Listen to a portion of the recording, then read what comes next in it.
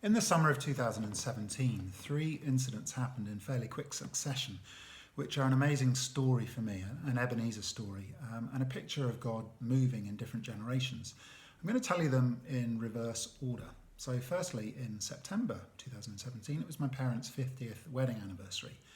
The four of us flew from Spain across to the UK to join my siblings in having a surprise party for them.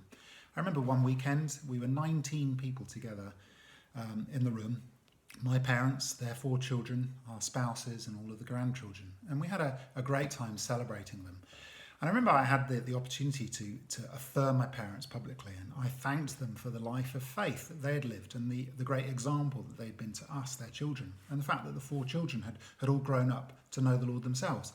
And I also took the chance to challenge my children and my nephews and nieces that this was now their opportunity to have an adventure, to discover God for themselves, not just being the God of their parents or their grandparents, but their God. Now that subject was very much in my mind because 2 or 3 weeks before this, I had the privilege of being invited to the Netherlands to speak for 3 days at an annual staff retreat for a YWAM team. The subject for the talks was Jacob and his dream and dreaming faith dreams, which was a great subject, and I loved speaking about it. And I was aware that this was a team who had been together for 40 years. So in the room that day, there was about 120 people. Some of them were veteran workers who had amazing stories of their own, going back over decades of God's faithfulness and testimonies of God's goodness. They had strong stories of their own. But also in the room that day, there were some people who were young, who were new to this way of life, who were just being discipled, who were just starting out, who'd heard the stories of the past, but had yet to really discover for themselves these stories.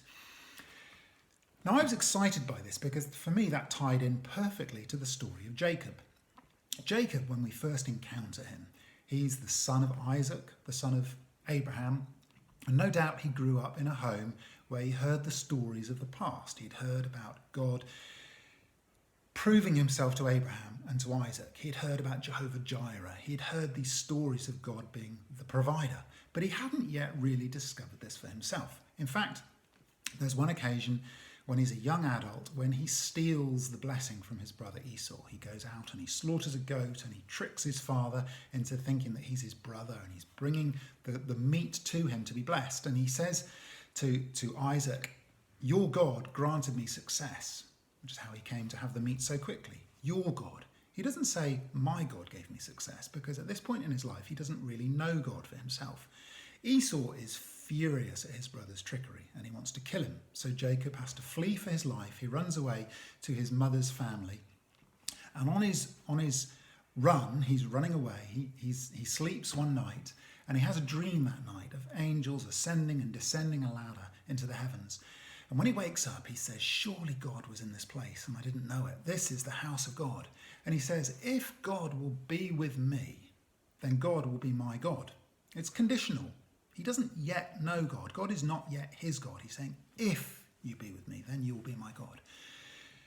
Over the next 20 years, and at this point in his life, he talks about God as the God of Abraham and the God of Isaac, not his God.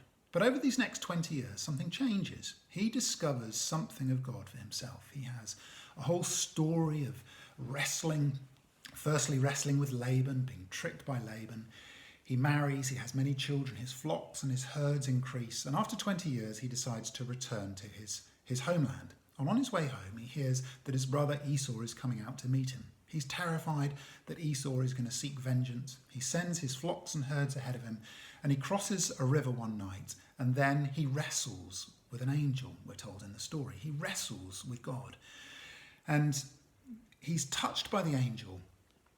He walks with a limp from that point on. He meets God, he encounters God for himself, and it tells us that from this point on, God changes his name. No longer is he called Jacob, which means tricker.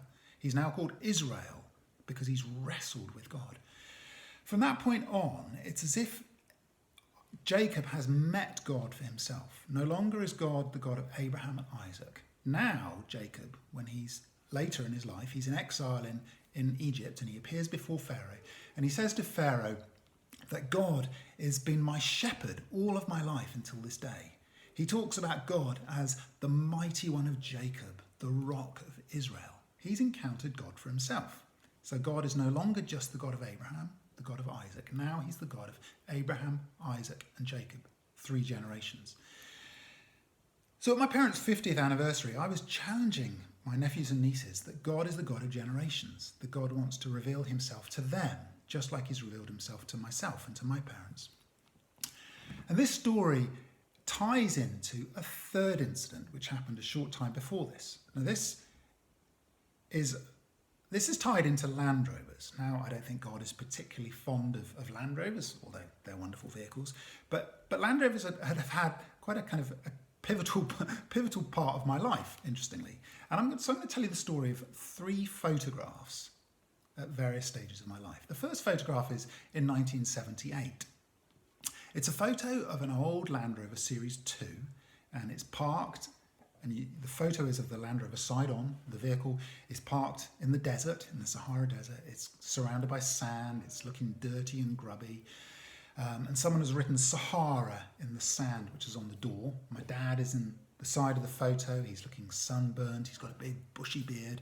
My older brother Pete is standing in the shadow of my dad. On the other side of the photo, my mum is there, my younger brother, my younger sister. I'm not actually in the photo because I'm taking the photo. This was my very first camera, and I took this photo. So this photo has a very special memory for me because it was a point in my life when my parents were living and working in Nigeria. My dad had been working in a Bible college, and they had been in the UK. They'd bought this Land Rover, and they were now crossing the Sahara Desert in a small convoy with 5 other vehicles. I mean, like you do, travelling with 4 children under 10 in a Land Rover for several weeks, crossing the desert. But this was an amazing moment. This is, I guess, part of the sovereign foundations in my life. This was my parents' story, really, but I was part of their story. At this point, I didn't really know God for myself. God was the God of my parents. And that Land Rover, if you like, was my parents' story of God's goodness and their call and what they were doing with their lives. But I was caught up in this. I was part of their story. I was born into this family. I was born into a family of adventurers, a family who were following God's call on their life. And the Land Rover was part of this story. And that's a very special memory for me. Fast forward now 14 years, 1992. I've got a second photograph.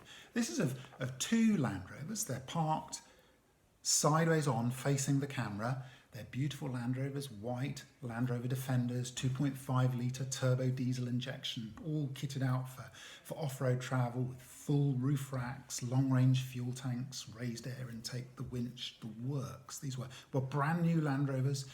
And I'm standing in the photo along with Miranda, and then we've got 2 friends on the other side of the photo. And the photo has been taken by a press photographer. He was doing it for a local newspaper because a few weeks after this photo, myself and a group of 8 of us were leaving on a year-long trip, driving across Africa, 25,000 miles, to deliver these Land Rovers as a gift to Christian workers working in southern Africa. Now, I'll tell you this story another time. It's a long kind of epic in its own right. But at this point in my life, I'd spent 3 years, along with some friends, raising money for these Land Rovers. And we'd seen God provide miraculously through gifts, through very generous people, giving sacrificially. We'd been given in excess of £40,000 to buy these brand new Land Rovers to drive across Africa and to give them away. I was 22 years old.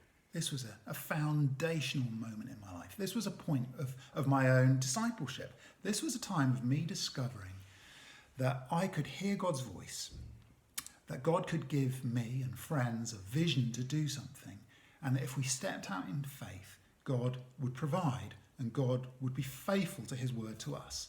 And so those Land Rovers were an Ebenezer stone at that point. They were an example that God was there, that God was real, and that God provided.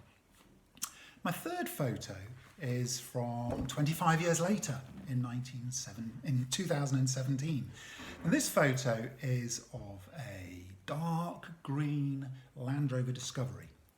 It's parked in front of a large white sand dune. It's in southern Spain. I'm in the photo. I'm holding my daughter Manu. Miranda's standing beside me. We're right in front of this Land Rover. Kezia is not in the photo because actually Kezi was taking the photo. And this part of the story, if you like, is Kez's story. At this point, we'd been living in Spain for 5 years. Kez is a teenager. She was discovering God for herself. She's discovering that God is her God. And I know that she had heard stories of our overland trips from the past. She had heard stories of when we lived in southern Africa and we drove all across Africa and we were involved in many different things. And she was longing for her own experience of God, her own experience of God's provision, her own experience of God's goodness. And then suddenly, unexpectedly, out of the blue, in the summer of 2017, we received a Facebook message from some friends in the UK who incredibly generously sent a message saying, "Would you like a Land Rover?" Now, we'd met these guys only once before. It was the previous year. We'd visited their church. They invited us home for a meal after church. And this Land Rover was parked in the drive. We were admiring their Land Rover, and they were telling us the stories of their adventures in the Land Rover. And we were telling them about our own life in Africa and all of the things that we'd been doing. They knew where we were living. They knew that we were driving in and out of North Africa often. They knew our needs. They knew that a Land Rover would really serve us in our work. We weren't expecting anything. We weren't even necessarily praying for something. But suddenly, out of the blue, they send us this message saying, "We feel it's time to sell our Land Rover, but we want to offer it to you first. If you want it, you can have it. It's yours for free." Amazing. So we said, "Wow, thank you." And this Land Rover was given to us. Now, I know that Land Rovers are not in themselves anything special, and we were no one special. But somehow, for us, it was a symbol of people's generosity, but it was also a symbol of God's goodness to us, of God meeting us and revealing himself to us as being real and personal. So the first Land Rover, 1978, really was the story of my parents. It was the story of my sovereign foundations. The second story was the story of me encountering God for myself and finding out that God was real, that God had a story for me that I was part of. And this third Land Rover, the Land Rover Discovery, is part of my daughters, Kez and Manu, part of their discovery. Their discovery of God as being real, their discovery of God as being a good God who gives, who blesses, who where he calls, he equips. And so these three Land Rovers are a story, an Ebenezer story, a story of God's goodness over generations, a story of how God loves to reveal himself to us, just like he revealed himself to our parents and our grandparents. It's a wonderful story.